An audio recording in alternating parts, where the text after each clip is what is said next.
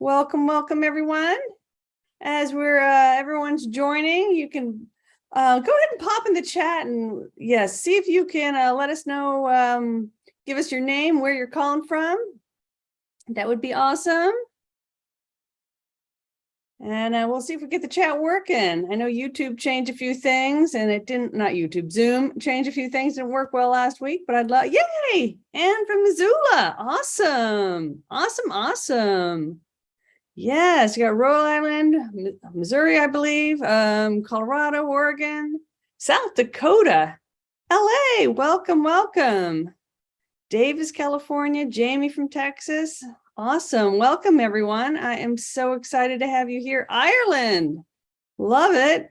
South Africa, Thousand Oaks. Hey, that's where I'm at too. Albuquerque, love it. Hi, Buck. Hi, Margot. Good to see everyone. Welcome. And I am so excited to be here today. Awesome.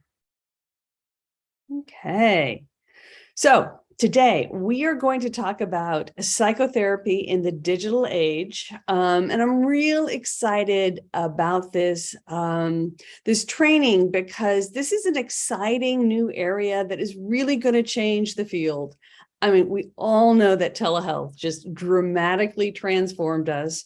Most of us came kicking and screaming, at least I did, to telehealth, going, this is never going to work. This won't last. We'll do it for 2 or 3 months and then we'll be back to normal. I actually remember thinking that in March 2020. I really did. Now, like, I love telehealth. I love working on telehealth. I'm kind of surprised. I think many of us have been surprised how much we enjoy it and actually how well it worked. And so I would say that was the first digital revolution, but closely behind it, especially if you look at the research literature, there's this whole new wave of these digital interventions that are really going to shake up what we do. And I really think there's so many ways to do what we do better. I'm going to give you an example from this week. Just this week, I was meeting with this new client. I rarely get new clients, but I got this desperate plea from another colleague to help out. And I took on this new case with very severe OCD. They had tried lots of different therapists and treatments and medication. Nothing was working. So they were coming to me to like figure it all out. And this client, she wanted action. She wanted no nonsense. And she wanted to see, she was desperate. She really wanted to see change. She didn't want someone to sit there and just reflect back her feelings and, listen to her. She wanted something to happen. And so at the end of the last, 5-10 minutes of the session, I was sitting there and I said, I know you want me to give you something that's going to be practical. I said, and she actually has a pretty much what they call pure O, OCD, which is mostly obsessive, not a lot of compulsion. And as you probably all know that, exposure therapy combined with medication is the treatment of choice for OCD. But boy, when there's no compulsion, it's kind of hard to do the exposure. So anyway, I brought up this very simple Zoom intervention I've created that's called a fact checker. And as I walked her through this kind of online intervention, which is something I've put into my digital intervention course. It was amazing. It was like at minute 48, she's sitting there and it was because I typed the word cancer. She realized what all this was about. And it is really, she had cancer. It was very traumatic. And that was really the fear. And it was that it was typed. It hit her. And it was so clear that it's actually, there's a trauma that needs to go back and get treated. So all this happened in 50 minutes in our first session meeting together. And I really think if I had not had the opportunity or ability, this had to be on Zoom. It wasn't even her preference. She didn't want Zoom, but it had to be because her situation, she had a situation that came up. And had she not seen that word typed, I think it would have taken me many more sessions to get there. So I do think there is something different when people work with their mental health struggles and anxieties, fears, depressions, there's so much that we can do online that is just different than what the processing is. I think there'll always be a place for talk therapy and processing emotions and that connection and that human piece. But there's also something that takes a lot longer to get to, that you can get to much more quickly with the printed word, technology, and empowering our clients with tools. And so I think this, what's often called hybrid, we'll talk about it, bringing both together is really, it is just so powerful. So exciting. And I know at the end of that session, I was like, wow, if that word had not been typed, it would have taken me weeks to probably figure out what was really going on. So today we're going to talk, though, about just this new wave of, I guess, technological influence, if you want to call it that. And what's really exciting is that it creates a whole new way for us to help our clients, to help the general public without them being our clients. To really help the world, which so many of us got into this work to do, and to create more affordable services, but also because we're serving more people, even as we're making it more affordable, we're able to increase the different streams of income we have as professionals. And the good news is this is also new. There are lots of ways to do this, many paths to do this. And so we have a lot of choice points, and I think it's such an exciting time in the field. So let's go ahead and get started. So first, I'm going to be talking just about our rapidly evolving societal context and just the effect of new technology on client help-seeking behavior. So just the world around us, the digital information age we live in, it changes how clients come to us. And those of us who've been doing this work for a long time, I've been a mental health professional for over 30 years now, clients are just different, and how they come to us, how they seek, just what they know, what they don't know, what they expect, what they don't expect is drastically different than 30 years ago. And we have to calculate that. So we'll talk some about that. Then we'll talk about hybrid interventions as a way to adapt to the new practice context. We'll look at a little bit of the research, but I'm also going to give you several really practical examples that you can work from or build on. We'll be talking about just career options as we move forward, as you move forward, as the field moves forward, which I think is really exciting. And I will be sharing with you my latest course. It's called Beyond the Hour. And for anyone who's really excited and actually wants to create some of this stuff, I'm going to create a pathway to do that. And not everyone wants to create, digital online types of interventions. But still, you're going to probably want to know how to refer out to some of this these new resources we have for clients that can really just be game-changing, because they really also increase the client's sense of agency and feeling like they know what to do when we're not around. And that's a real important part of our job. So I'm real excited. So let's go ahead and get started. So the new digital context. So where do people go for help in the 21st century? You probably know the answer to this without the research study, but 89% of people, the first thing they do when they have a problem is they pretty much Google it, is what they do, or whatever similar search engine that they use. And they often will end up on YouTube or TikTok is often where people end up. So this is where, so before they think about calling a mental health professional, about their problems, going to their physician with their health problems, people Google it. That is what we do first. And that really shifts, the path that people take to finding us. And we all very well that there is a lot that we all are inundated in this countless streams of information, but we also have to remember, especially as mental health professionals, that there's a lot of misinformation out there. So misinformation is just wrong information out there where someone was trying and just got it wrong. They were not professionals or read something that was just not quality information, and they're building on it. Right? You obviously see a lot of this on, YouTube and TikTok and that sort of thing, and just social media, Facebook in general, right? And then there is also, unfortunately, a ton of disinformation. And disinformation is people are actually putting wrong information out there with bad intention. So that's the difference between misinformation and disinformation. And at least here in the United States, we're dealing with a lot of disinformation as well as misinformation. And so, but that affects us, as because our clients are often out there reading all of this. There's good information, there is misinformation, and there's disinformation. And our clients have probably been exposed to some of all of it out there. And so it's real important to even understand, what their friends are telling them, what they're, hearing on social media or reading, because that really changes what they think their problems are, how they believe their problems came to be, and how they believe they can actually be solved. And as we well know, that those client expectations are so powerful. You really need to calculate and understand. And I ask clients often, what have you tried, or what have you learned about your problem? What do you know about OCD? What have you heard about it? What have you heard about how it gets, addressed?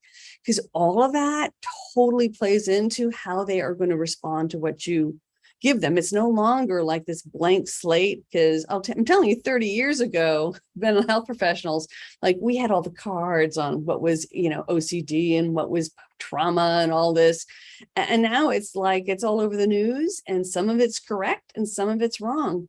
And just this week, I saw some headline. I didn't even bother to go read it, but there was a TikTok war about, different infants sleep, infants sleep, things. And I'm guessing one is about cry it out or not cry it out. And I'm like, oh my God, this should not be up for debate on TikTok. There's really clear scientific evidence around infant sleep. Why is this a TikTok war thing? There is science. One of the two of them is either handing out misinformation, disinformation, because one of them is wrong. This is pretty simple, straightforward. This should not be a TikTok sensation in terms of fighting over infant sleep. And you see a lot of this, actually, I would say, in the mothering communities, just about fighting over the best ways to, parent and care for kids or whatever. A lot of misinformation and disinformation around parenting.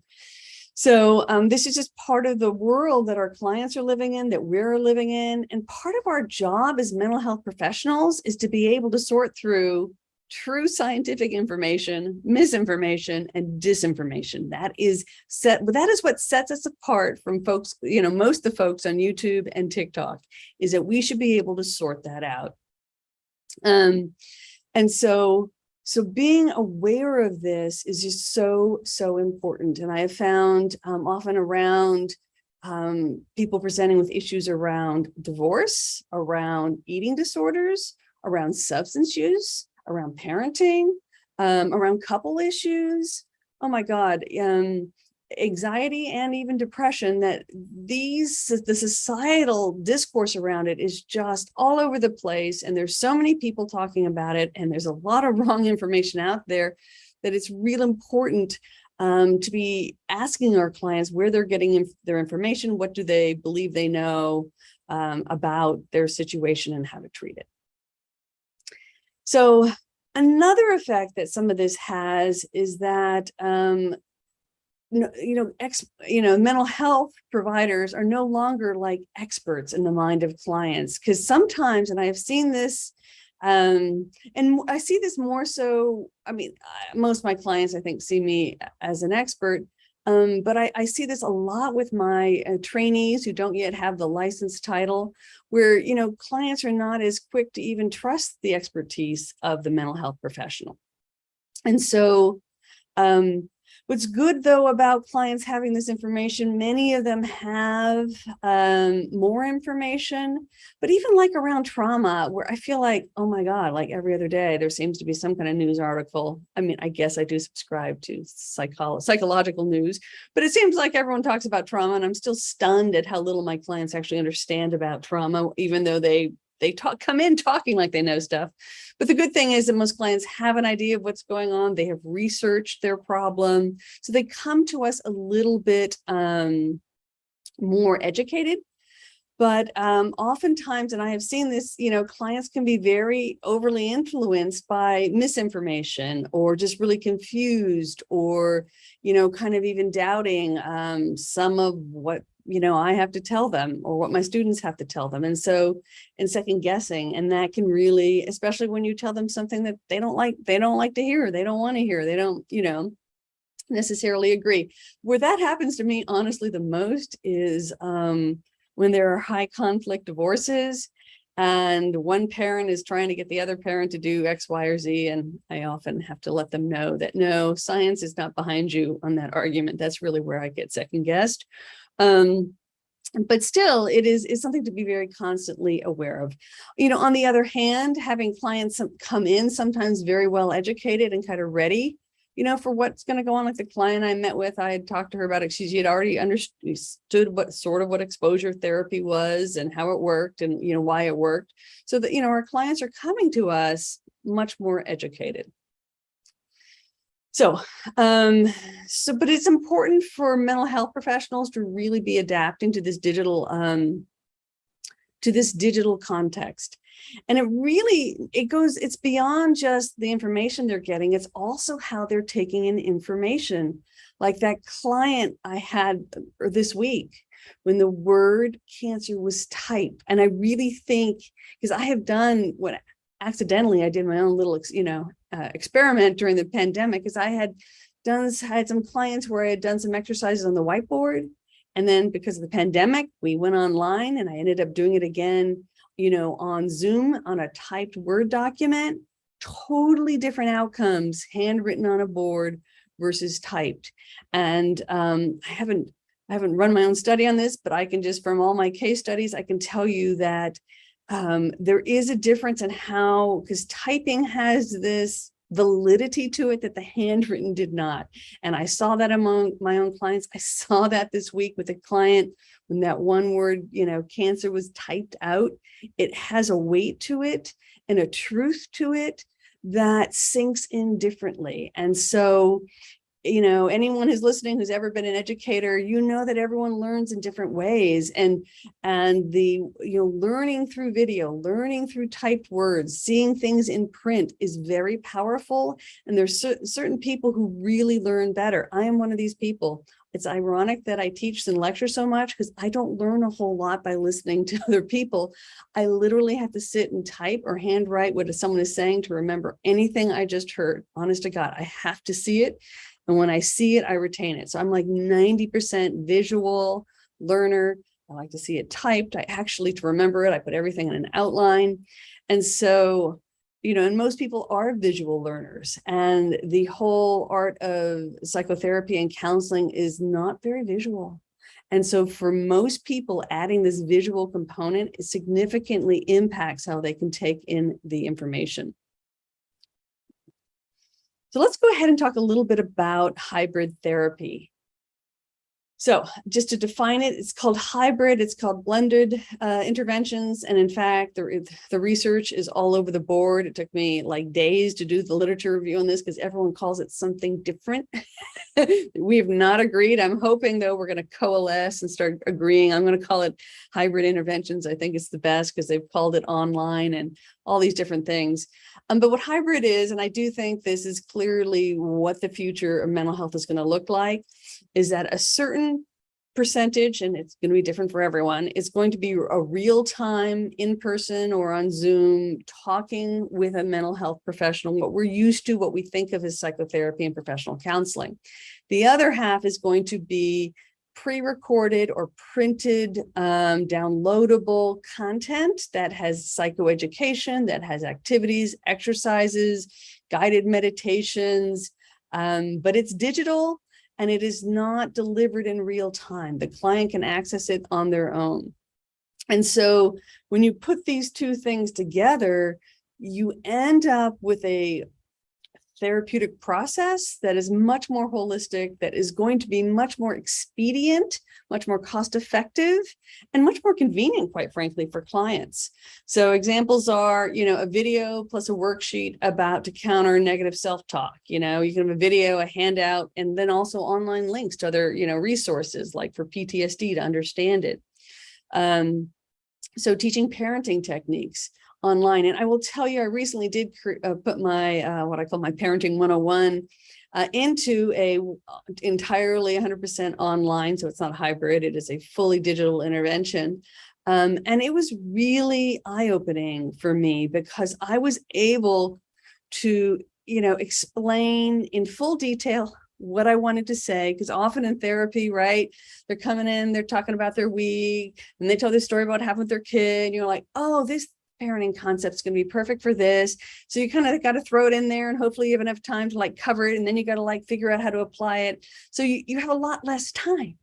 And so it was so nice to be able to actually explain all the context, to have pretty PowerPoints and visuals and diagrams and handouts, so that like, okay, I actually got to fully explain this concept the way I want to, and not because the clock is ticking and I still have to do all these other things that you have to do in a live session, Oh, did I forget assessing for child abuse, right? All this is going on. And so you actually, I could tell when I did it, it was a much higher quality instruction and much more thorough and clear and practical. And it's also something that they can go back and replay as needed. And I'm someone who's received a lot of physical therapy in my life. And I've always was stunned that, sometimes I'd be like sent home sometimes with a handout, often not even a handout, or just like a list of what I needed to do. And I would get home and you'd read this crazy exercise. You're like, how do I do the nerve flossing? And which direction do I do what? I forget which way do I do it. My head goes in the end. So I actually think that all over healthcare, not just us. I think there are lots of other approaches, and a lot of the therapies like physical therapy, where you're trying to help clients and patients learn new life skills. This is obviously the way forward. It is a much better for any of us who assign homework to have it's just a 5-minute video with a handout. You're going to have dramatically different results than if you try to just do that in session and send them home. And that is definitely what happened to me over this forced transition to telehealth. Is I was really shocked at how much better it was to have the printed versus handwritten on the board, and to be able to email it to clients and to have all of this for them in a digital format. So, and when you look at the research, and there's a surprising amount of research I found, I was shocked that there's been over 20 years worth of research on hybrid interventions. In general, Europe and Asia are ahead of the United States in implementing these. There were a lot more research done in those countries. But basically, if you look at all the research, they are generally equally effective. A lot of the research is in the area of depression, all the anxieties, OCD, and phobias.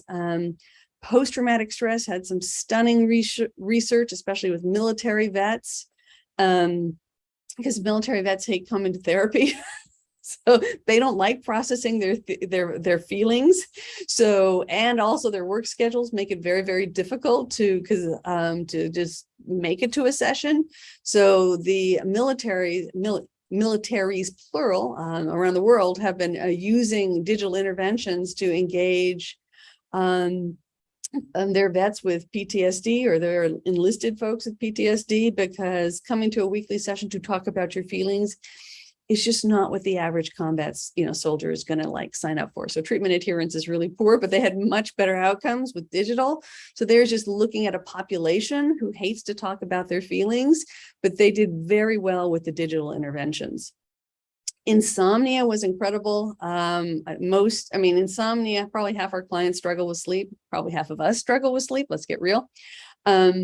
And the insomnia interventions are 100% online with really great outcomes. But eating disorders, lots of couples programs, as well as, with just panic attacks, understanding how to manage a panic attack, getting that information digitally is very effective.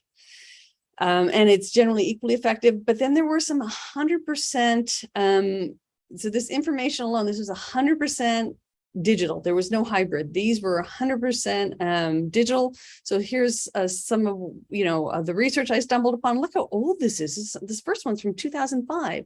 So they did bibliotherapy. They're just reading books here, folks. And then bibliotherapy with phone contacts, so having phone therapy sessions, both significantly reduced. But phone contact alone did not. So I want you to think about this. Since 2005, we knew that, so bibliotherapy is actually using a book is better than just talking to someone around panic attack. And the book with the phone contact worked, but phone contact alone did not. And that is really stunning, actually. And really something I think we as mental health professionals who offer talk therapy, that's pretty like, we need to think about what we're doing and why we don't integrate more of this. And we've known this now for almost 2 decades. Because college student mental health, this one just makes me angry. Reading alone about acceptance and commitment therapy and mindfulness without any treatment had medium to large effect sizes. So folks, let me just tell you, any mental health clinician who regularly gets medium to large effect sizes is considered highly competent. Many of us don't even get that with talk therapy, and that they were able to help college students with depression and anxiety with a pre-recorded intervention. I think it is criminal that not every university is implementing some of this.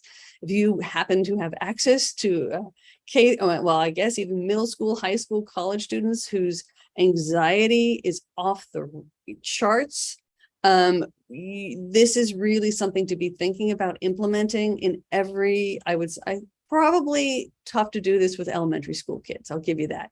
But once you hit middle, high school, and college students, grad students, everyone should be given, as part of the price of admission, a pre-recorded anxiety, depression.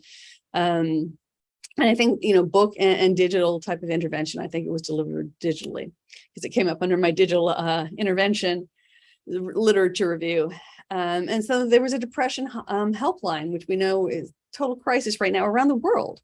So both bibliotherapy alone and with phone support significantly decreased outcome. Again, there are several studies where the digital, or in some cases, this old one was a bibliotherapy, was effective or as effective as having a human mental health master's level trained professional involved. And that's stunning. And that's something we need to think about, is how do we really help our clients achieve their goals as efficiently as possible? And, around just the thought of efficiency, like what I can do in a 1.5 hour digital intervention would take someone would have to see me for 5 to 6 sessions to actually cover that much material. And so if you look at, the cost of the therapeutic hour and, multiply that time, divide that by 6, that is how the cost effectiveness of these interventions. So, and that is why the reduced cost is really huge. Easy access. It is, clients don't have to drive anywhere. They can do it on their own time. They don't have to take time off of work. They do have access to higher quality care.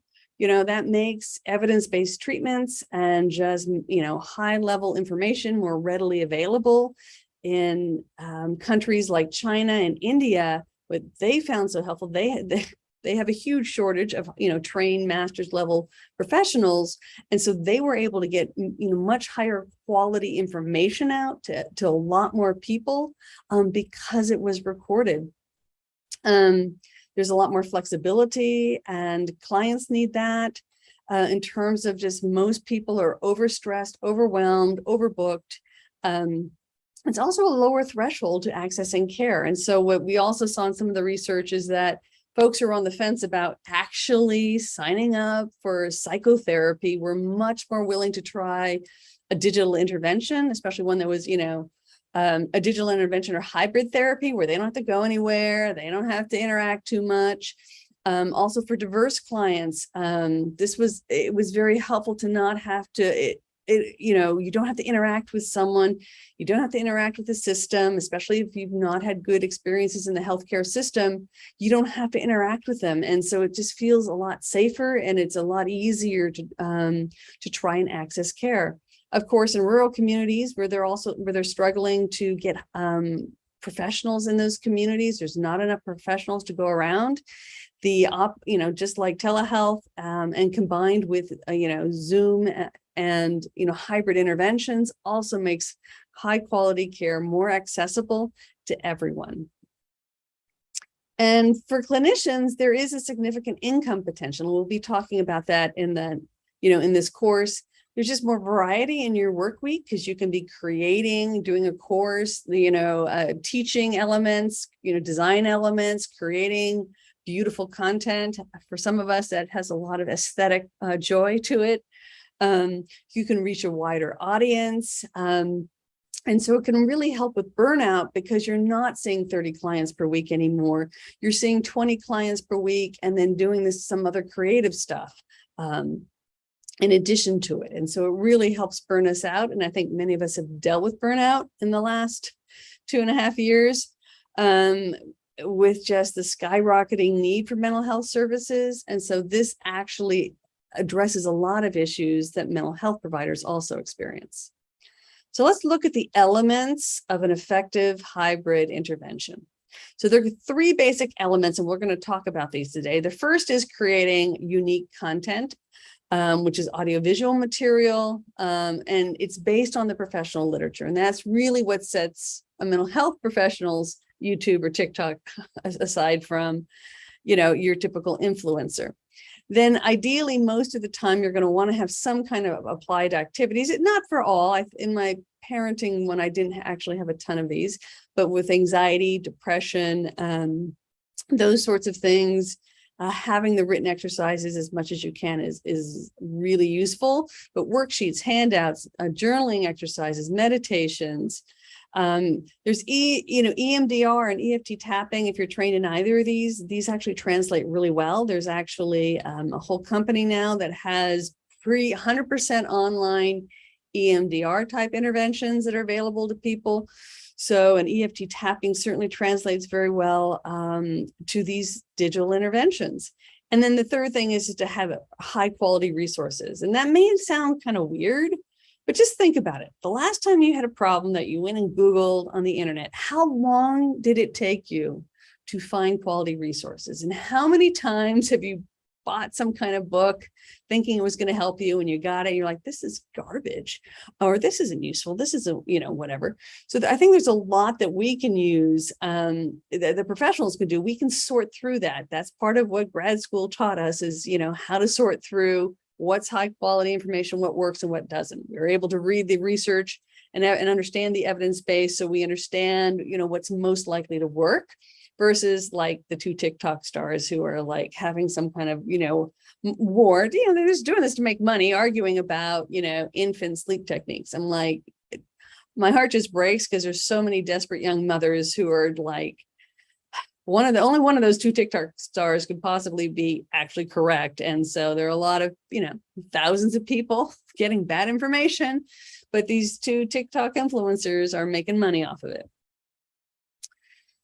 So in terms of the content, what does that typically look like? There's a lot of speaker and video, kind of like what I'm doing right now with PowerPoints, Keynote, Google Slides, that sort of thing.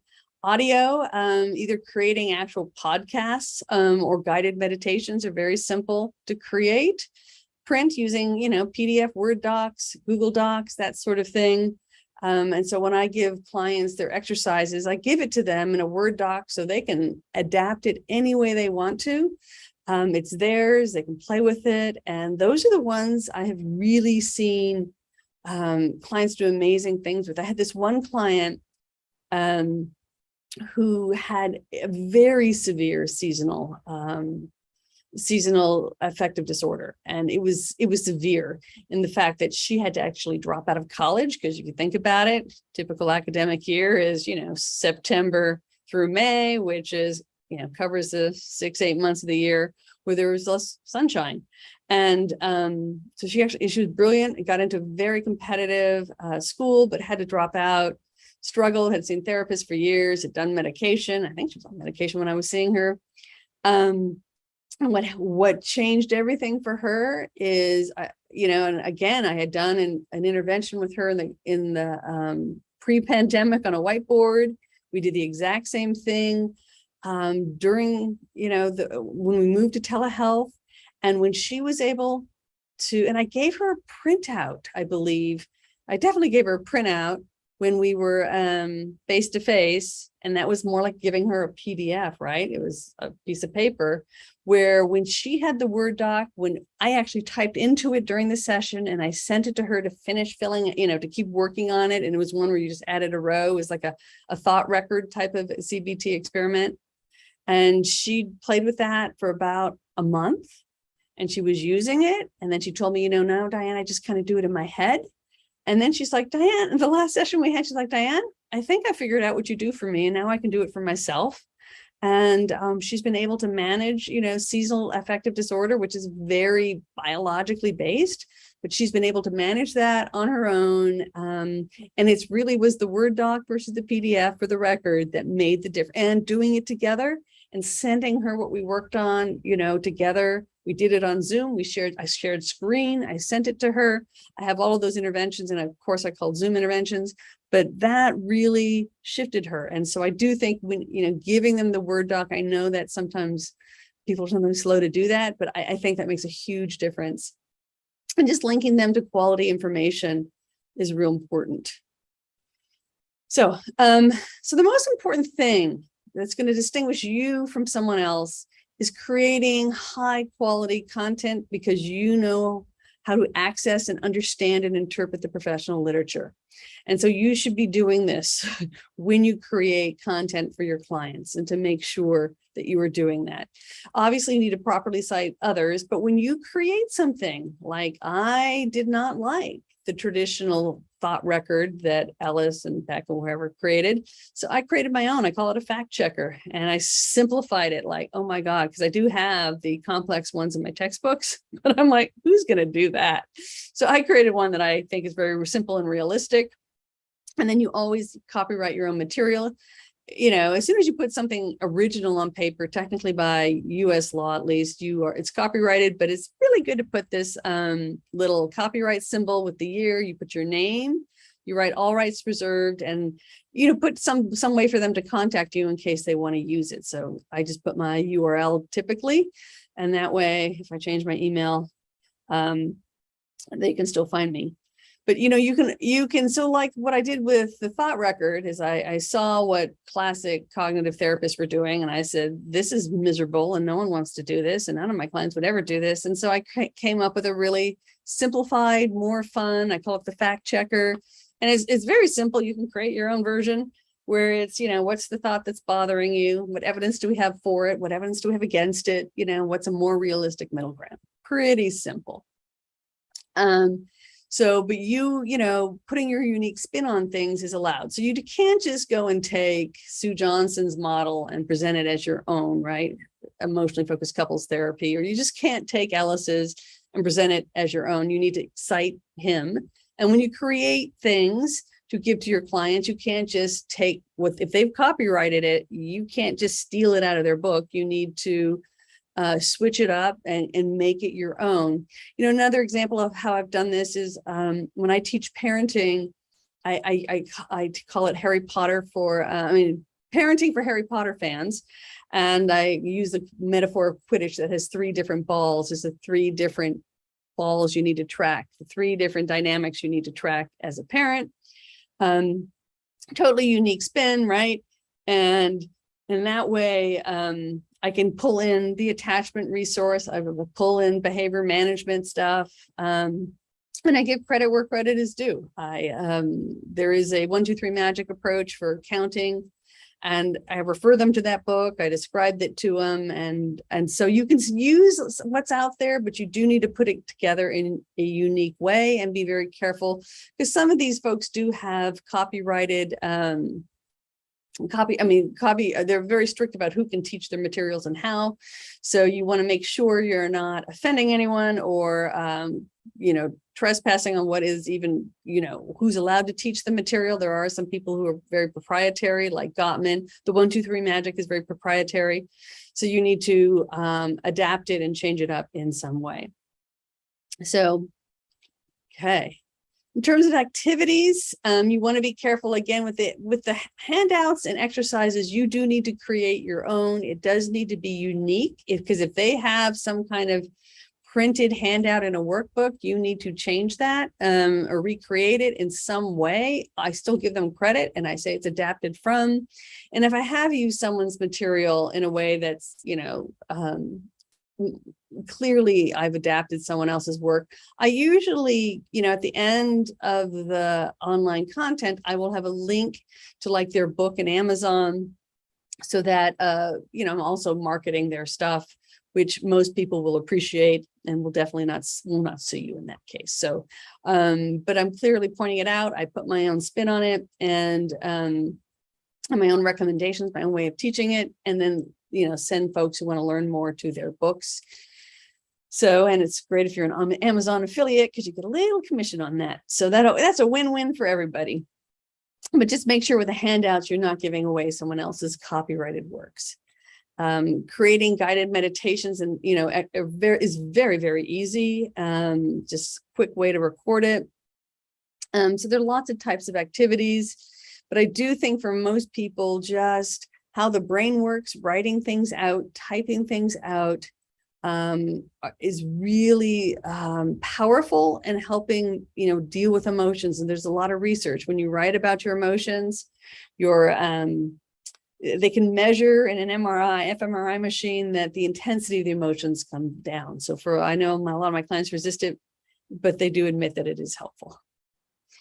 So other activities too are also, a real world experiment. So sometimes having, a client go out and try to have a conversation of some kind, or go back and talk to a family member or whatever. Those are also really great things to add to online courses. And then professional references. Again, this really is a service to provide high level quality links to high quality professional information, because there's so much out there that really is not as high quality. It is saving your clients or your time, money, increases hope, and hopefully reduces the chance of online scams. So I'm going to just give some quick examples here of what a course might look like. So if you want to create a digital intervention around mindfulness, obviously you do a whole overview on the research of mindfulness, how to do breath meditation. You would have either audio or video guided meditations, handouts with written instructions, and then links to all the meditation apps, free online meditations, organizations, all that stuff. So how many times have I taught this to someone and they've had to pay a lot of money for me to do it? This is a much more efficient way for those of us who teach mindfulness to have a digital intervention around mindfulness. Couple distress. Oh my God, how many couples come in and if you work with couples, you probably have your sound bites that you use. And this is an opportunity to, draw from EFT, Gottman, integrated behavioral couples therapy, the three major, evidence-based approaches. Gottman's actually evidence-informed. That's a whole other lecture. Then, having some, handouts that work with them. I actually use the MBTI. It's one of my most effective interventions for high conflict couples, whole other, thing. So whatever your little things are you use, you can record all of that. And I think of for me, the psychoeducation I give couples, there's at least 6, sessions where it would take 6 sessions to do everything I could do in an online course, saving them lots of time and creating a new way for me to make money. Stress and anxiety, kind of going over the physiological stress response, having folks understand cognitive, behavioral, and physiological, things that affect depression and anxiety. Then looking at, basic thought records or exercises, journaling types of techniques, and then sending them, to resources. And sometimes you can even find good high quality YouTube videos. There is good stuff there. There's a lot of not good stuff. There's also good stuff. And there's great workbooks around stress and anxiety as well. PTSD. Oh my God, we do, you should be doing it. We all do a lot of psychoeducation. And so anything that's psychoeducation can generally be recorded and delivered better through a digital intervention than one-on-one. But, explaining the diagnosis and the prognosis, the treatment phases that go along with it, offering handouts, and additional resources. So there's a lot that can be done around PTSD, and then especially if you start applying it to specific populations. Parenting, oh my God, there is a ton on parenting. This is something that we all of us who do parenting, doing it in a digital intervention is definitely more effective because they can watch all that. Then they come to session, and you can spend the whole session how exactly to help them, figure out how to apply, let's say, counting techniques to, for stop behaviors with their kids. It's much more efficient. So let's just quickly look at the changing landscape.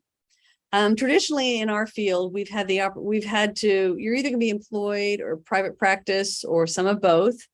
And typically the only way to get a passive income was to write a book. You write the book, which is a ton of work up front, and then you get the royalties, and that royalty coming in after the years that you've written the book. And usually there is a 2 to 4 year delay, just so you know, once you write a book. So you do all, hundreds, thousands of hours writing a book, and it's a 2 to 4 year delay to get those royalties. But once you do, then there is a stream of passive income. But in the digital era, that's really changed. There are so many ways to be making an income, and even ways to create a passive income that's so much less arduous than writing a book. So why that matters?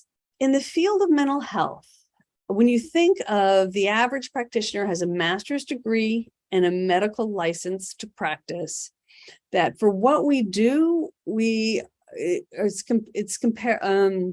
paid relatively low, because the average mental health professional with a master's degree and a license make about the same as someone graduating with an average bachelor's degree.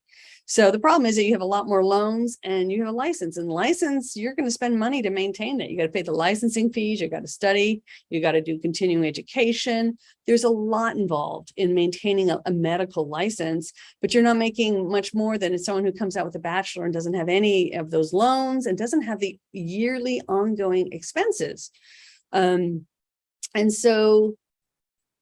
it's a real problem, because in private practice, you can definitely make more money earlier in your career. The problem is, once you hit the pay ceiling in the area that you serve, is that you're functionally inflation just eats away significantly at your potential for income, because most people will hit that pay ceiling in their area around year 10 of having, full-time active private practice. And so then you've got 30 years of declining income. And I have seen this really affect many of my colleagues. I did a webinar on that last week, so maybe you caught that.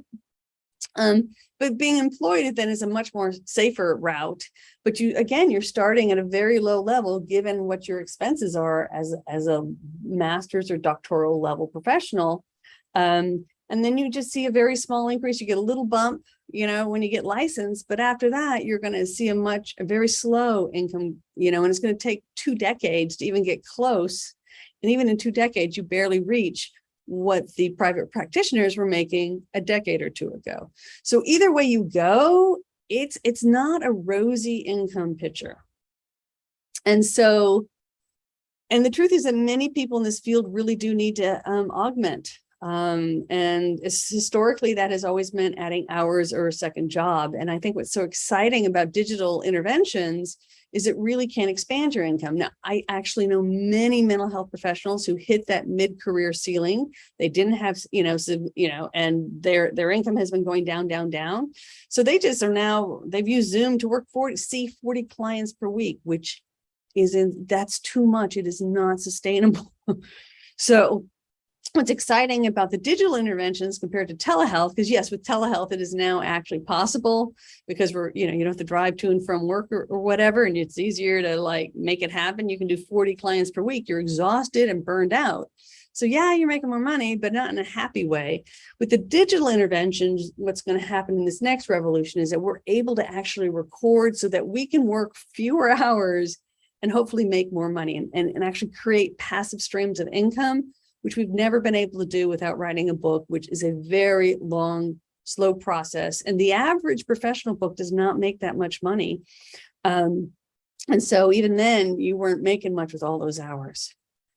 So I'm just excited to just share that what my plan is here now for those who really are excited about this kind of digital content revolution, digital intervention revolution, is I have created a 90-day program that is going to teach whoever is interested how to go from ground zero with nothing, with no idea, you don't even know what you're going to talk about, to create professional content, to figure out how to deliver it, how to market it. There are a lot of very simple, easy ways to do that, and to begin to create a way to create digital content.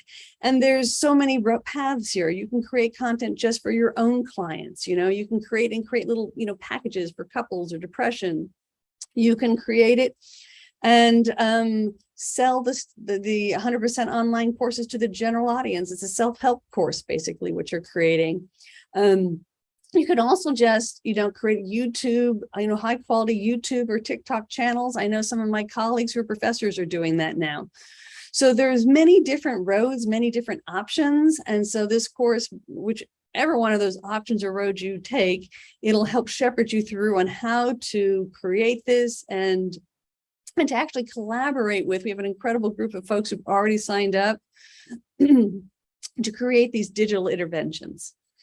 And what's nice about the digital interventions is a very kind of easy or quick way to really stand out as an expert. Because when your clients come to your webpage and they see that you have a course on trauma or couples or parenting or whatever your area specialty is, you clearly stand out from every other mental health professional's webpage out there because you've now created something. It's similar to the effect of having written a book about something.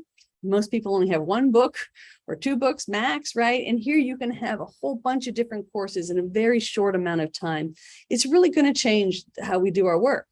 And what's nice is that, let's say you're using in your practice with your clients and they have a friend who's also struggling with their kids. They're like, hey, check out my therapist. They've got this great parenting course. It'll probably really help you with Susie's issues because it helped me with Johnny's issues. So it creates a way to bring new clients in. Most mental health professionals hate to do marketing. And so this is a very simple way to do that. And it increases the value of you. So some people, what they're doing is you're just taking these digital interventions and raising their rates, which is hard to do, especially once you hit that pay ceiling in private practice. And it can really become a source of passive income. If you want to sell these courses as like a self-help book to the public, you're going to do a self-help course for the public. And there are, some simple ways to market those. There's actually a whole international platform group who's always looking to add these types of courses, and they do the marketing for you. So there are lots of different ways to make this work.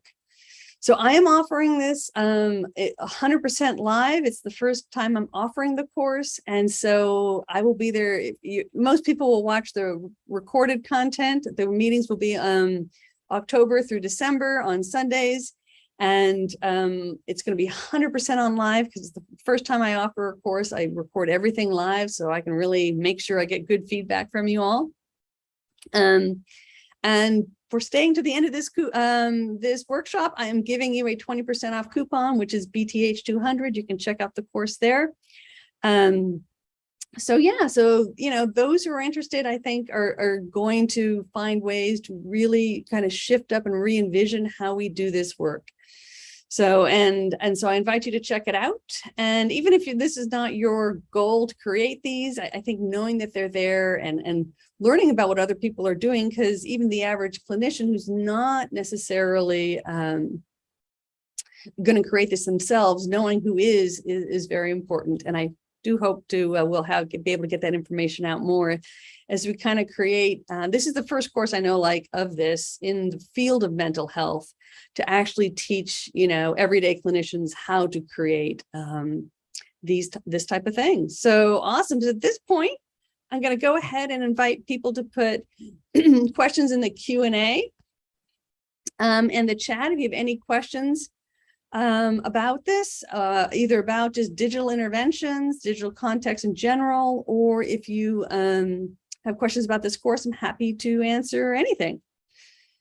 Wow. Okay, so I have a question here from Wendy that is saying, after a long absence from the profession, she recently returned, and she's noticing that some of her clients want to attend every other week or after a shorter time than every week therapy. That is definitely the case. Yeah, and they're saying it's due to expenses, scheduling, breaking the process. So however, they do not note some valid reasons now. So, or are some people just attending for shorter time than longer? So, I mean, I would say in general, yeah, people don't want to be in therapy for a long time. That is very true. I think that's very true with my own clients. Yes, and having new clients is very challenging, and having, I find it very difficult to begin someone every other week. I often try to have them come, I always say, for the first month so I can get the whole story straight in my head. But the truth is, my schedule has been so booked during the pandemic. I am now having to see people, every other week when I first meet them, and it's a lot of work on the clinician. So yeah, it's a lot more work. And to do that, and this is a trend I see in my own practice, and because I see very limited, I have a part-time practice.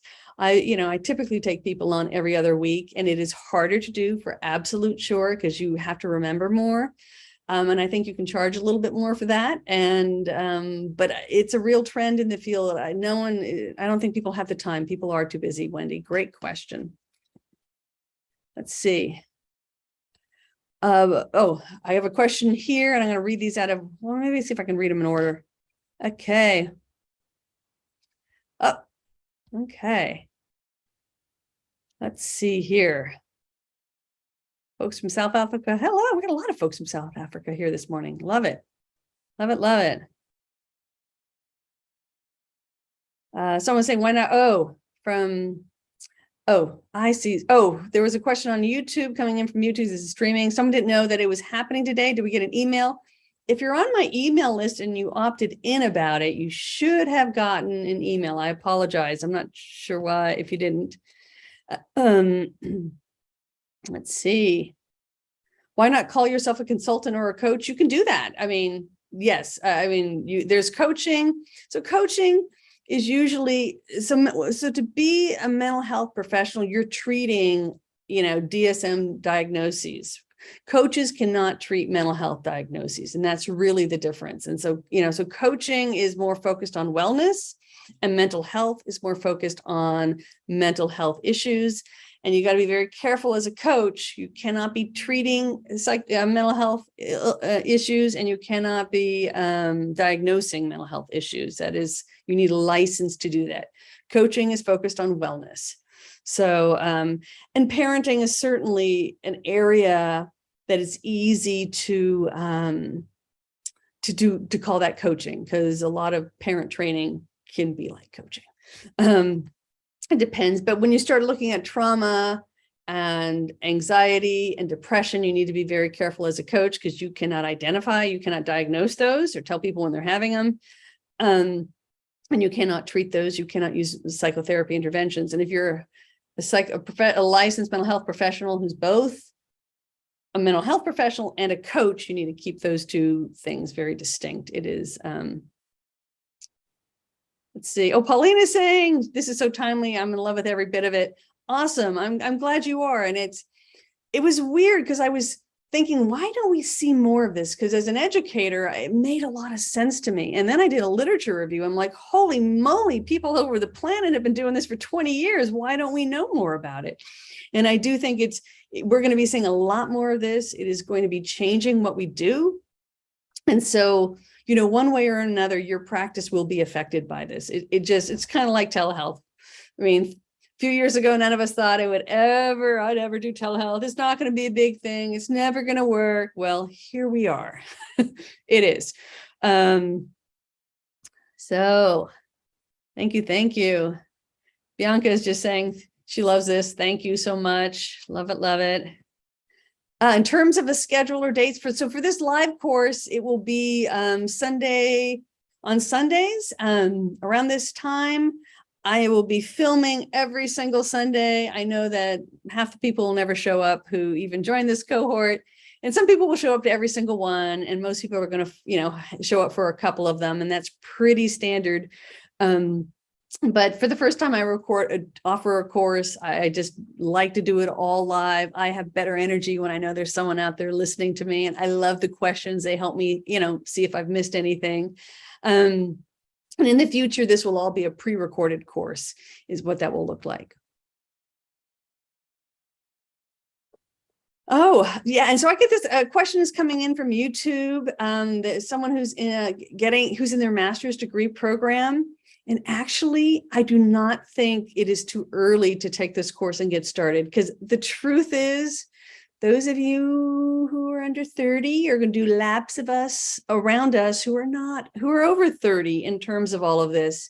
But, if you're in a master's program, you are in the thick of it. You definitely have access to all of the research on the planet, which sometimes is harder for folks once we get out of our graduate programs, because I've had a few people struggle. Their universities didn't give them online access. So when you're in a program, you have access to all the information you need. And what I would recommend for those in graduate school, and in some ways you get away with not being, a licensed professional, is to just create like a YouTube or TikTok channel that even just follows what you're learning, sharing all of that, creating an audience. And so there certainly are ways in your graduate, and some folks in graduate programs are actually ready, I would say, to even create content that's standalone, sell the course, have someone else sell the course for you online. So actually, no, those who are in grad school, you're learning how to do presentations already. You have full access to a database. You don't have to go figure out how to access all the research in the world, which is more difficult once you are no longer a student. Definitely possible. So I think for graduate students, I would start now. And that would be my advice, because it's going to change the whole trajectory of your future. And so if you can in graduate school, even if you just create either a mailing list or following on YouTube or TikTok with a few hundred people, your whole trajectory of your career has shifted in a much better direction. Okay. Let's see. What is the cost? The cost is, the full price of the course is $12.97, and with this coupon, please use it, and this will, or it's $123 per month for 12 months. So there's a payment plan that's $123. So with the coupon, use it. It's about $1,000, and I think, or $100 a month. So either way, you can make it work, hopefully. Oh, the first meeting is next Sunday. So we are kicking this off real soon. This is my last kind of workshop introducing the concept to folks, because it's new, especially to a lot of people in the United States. This is a new idea, but it does start next week. But you can join. Obviously, you probably can't make that first meeting, but it'll all be recorded and it will be posted by the end of Sunday night. So you can kind of, the time commitment. A lot of people ask about the time commitment.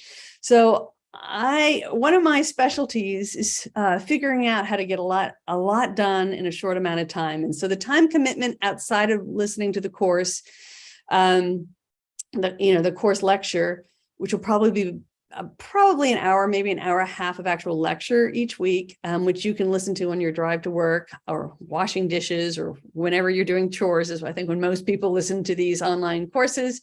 But I'm asking for 5 minutes a day, 5 days during the week. I am going to try to steal some time around your morning coffee or tea or whatever your morning routine is for 5 minutes, because it gets a part of your brain working on this in between. So you get so much out of those 5 minutes. And then 1 to 2 hours, depending on how big your project is, some other time of the week. So 5 minutes in the morning with your morning coffee or tea, and 1 hour somewhere else in the week. And you should be able to have a sellable product at the end of 90 days. And that's kind of the formula that I'm asking for. And then you can hopefully listen to these, the replays of the course in the background as you move through it. Okay. So let's see. So So John is asking, John from YouTube is asking, is there any chance of talking privately? I will say this, I will be hosting a whole bunch of Q&As. There are some this week if you need to talk to me privately. So maybe email me is the best way to do that, rather than if you can find or we will get your contact, I guess, from YouTube, or put your email in there. So Diane, thoughts on how someone with a more of a business life coach could apply something like this? Actually, I think every single everyone who does coaching should have online courses. So if you happen to be a life coach, and I have not widely marketed this to life coaches, but life coaches, chiropractors, I have golf pros. I have a couple of folks from other industries. I welcome anyone from any industry, but life coaching, this is a no-brainer. Every life coach should have their own series because they sell everything in a package. So life coaches, I believe, should have their own series of online courses. They should I have a platform when you actually create these courses and it bundles the coaching packages for you. Absolutely. If you're a life coach and you want to go be a coach or a relationship coach, this is the simplest way to set up your business, the least expensive, most effective. But yeah, coaches of all stripes, I am not marketing to them because they're not my tribe, but they are more than welcomed. And I certainly do believe that this model of hybrid intervention, that is the future of coaching. And it's going to be a win-win both for their clients as well as the coaches or therapists themselves. Absolutely. Does this course include how to protect the documents I'll be sending to clients? This comes from Prudence in South Africa. Well, I'm not going to go, I guess I go over the US copyright law, but I would think South Africa has something similar, and you would kind of look at the parallels.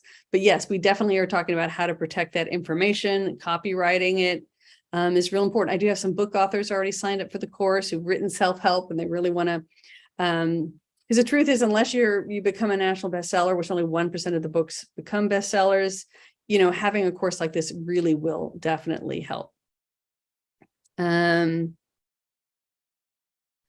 Okay, Greta is just saying she's in graduate school. It's an MSW, and this is helpful to know. It is, because I think, this generation coming in, it's going to change, because this is how people learn. We need the emotional processing. So emotional processing is talk therapy, but there is so much to learn in terms of managing stress, anxiety, working through trauma, parenting, couples, all of that. There is knowledge that needs to be had. I've always kind of said sometimes, oh my God, people need to, have to take they should all have to be taking a parenting course while pregnant, or before getting married. Everyone should have to take a couples course and just learn the basics. And now we can give that to people. That has been like one of my battle cries for 30 years in the mental health field. Sometimes I think if people had this information, how the whole trajectory of their lives would change, their families, their marriages.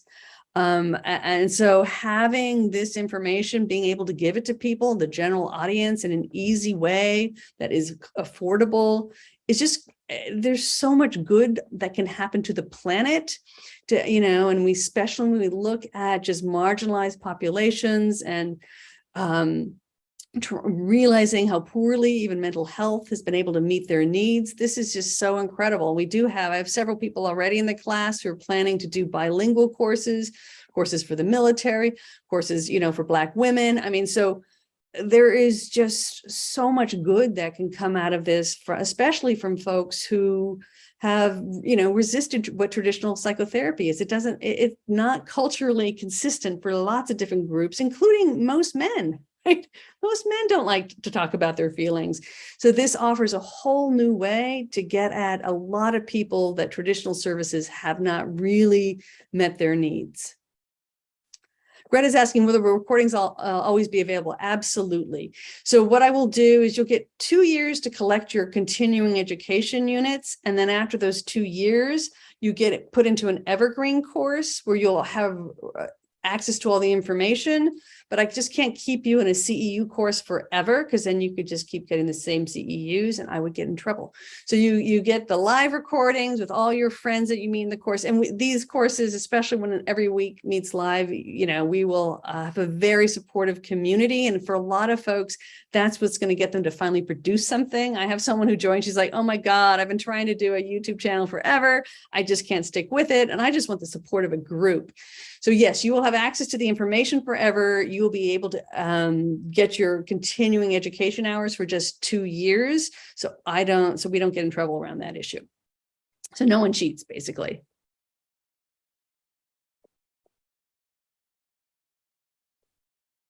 Someone is saying, I spent decades developing training content for industry. I would rather access the Therapy That Works library or other resources for this. Is it available? Well, I'm working on it, and I don't have enough time to create all of the general audience workshops that I would like to in my head. And I do think by the end of this course, we are going to have an incredible library.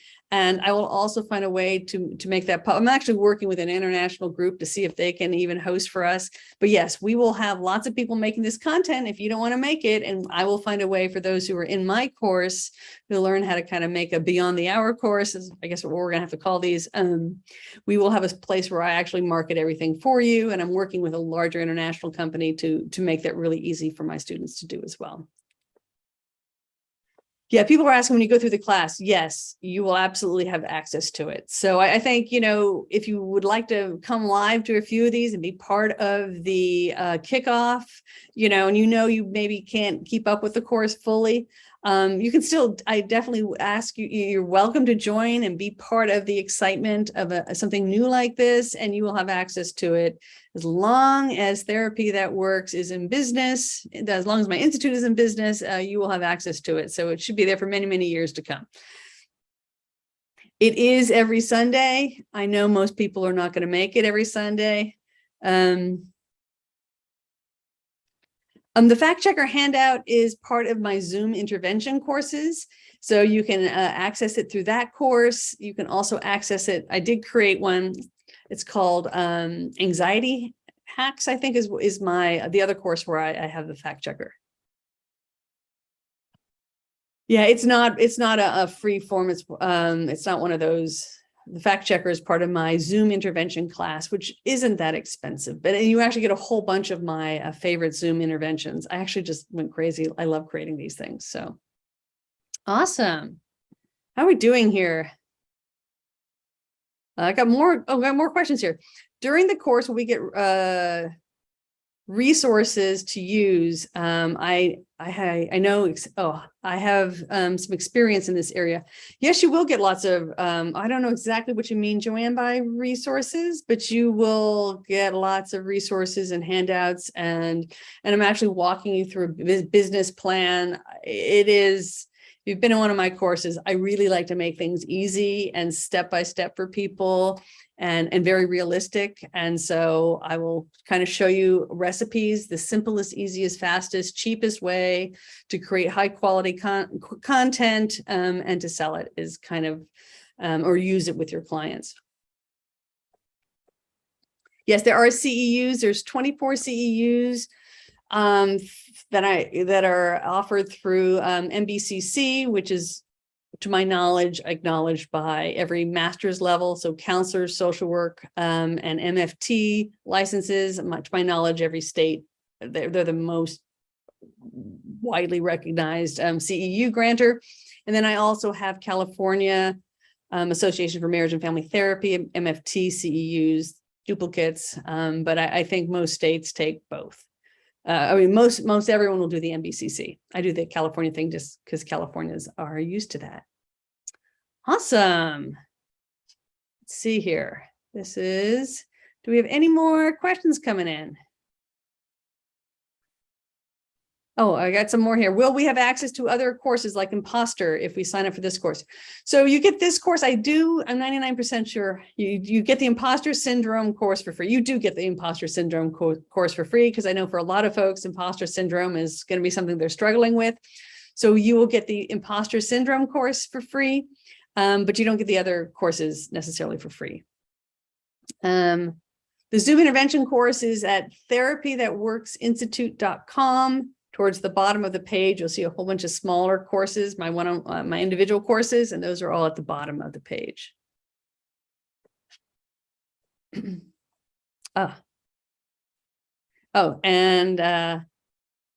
Audrey Gayhart, who is my niece, who is becoming a marriage family therapist or in the process of it, has posted the list of those courses.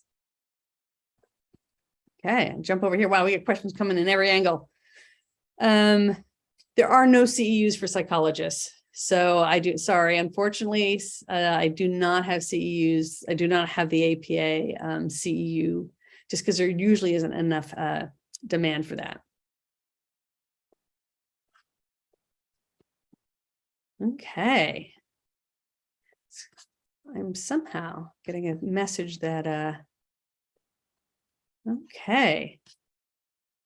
Well, so hopefully though, this is a nice introduction to digital interventions. Oh, I'm trying to, where we go. Okay, to digital interventions. And, you know, whether or not you're like, yes, I want to be doing this, I think it's so important to understand what these possibilities are for our clients so that we can help more people in less time. And there really are new exciting ways for us to make money so that we don't burn ourselves out. And so definitely looking at ways that we can, I mean, even the average practitioner can just create more, you know, digital handouts, little videos, to support support what we're doing for our clients, and it really makes a difference. And I think as the world has become so multi-dimensional, so much more multimedia, that using more of this in the work that we do is really important. So goodbye to those of you who have been saying goodbye, and if you've got any more questions, please put them in the chat.